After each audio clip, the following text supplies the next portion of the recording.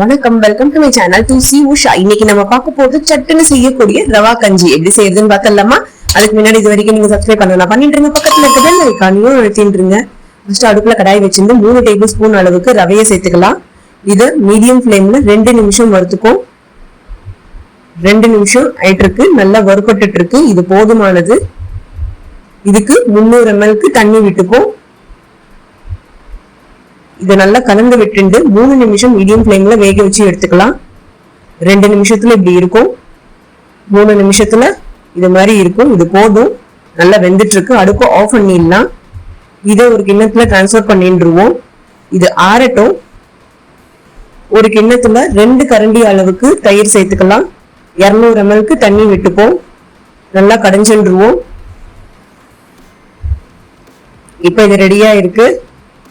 ரவையில சேர்த்துலாம் நல்லா கலந்து விட்டுருவோம். 1/2 ஸ்பூன் உப்பு சேர்த்துருவோம். இதுக்கு தாளிச்சுருவோம்.